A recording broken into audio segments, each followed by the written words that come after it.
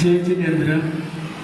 तर आज दशलक्षण धर्माचा 5वा दिवस म्हणजे उत्तम सत्य. तर सत्य म्हणजे काय सगळ्यांना माहितीच आहे की नेहमी खरे बोलणे.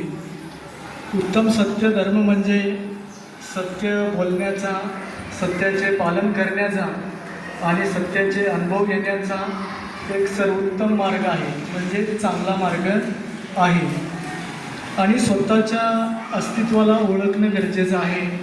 सत्याचा अनुभव घेणं आणि सत्य बोलणे या गोष्टीचा याच्यामध्ये समावेश होतो. हा धर्म अत्यंत महत्त्वाचा मानला जातो, कारण सत्य हे सर्व चांगल्या गुणांचा आधार आहे की ज्यामुळे व्यक्तीला समाजामध्ये आदर मिळतो. सत्याचे पालन करणाऱ्या व्यक्तीला समाजामध्ये प्रेम आणि विश्वास मिळतो, म्हणजे या दोन्ही गोष्टी मिळतात. सत्य आणि अहिंसा एकाच नाण्याच्या दोन बाजू आहेत.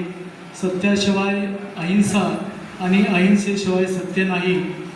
खरे बोलणे हे सत्य आहे, परंतु सत्य देखील हितकारक व प्रिय असावे. आता स्वार्थासाठी कटू असे असत्य वचन बोलू नये, म्हणजे खोटे बोलू नये.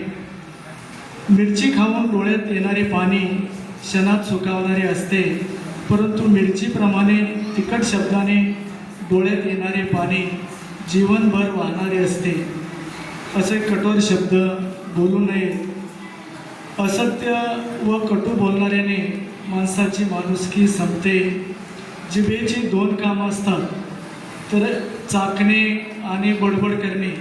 तर जीभ गोड खायला पसंत करते, तसे गोड बोलायला का बरं पसंत करत नाही. म्हणून सर्वांनी अनुकूल व हितकारक बोलावे. क्रोधाने, गर्वाने, रागाने असत्य कुणाशीही बोलू नये. आपले व दुसऱ्याचे चांगले होईल असे हितकारक बोलावे. ज्याप्रमाणे चंदन सर्वांना सुगंधित करतो, चंद्रमने सर्वांना प्रकाश देतो, नदीचे पाणी, वृक्षाची छाया सर्वांवर उपकार करणारी असते. म्हणून सर्वांनी सत्य बोललं पाहिजे, सत्य आचरणात आणलं पाहिजे. धन्यवाद.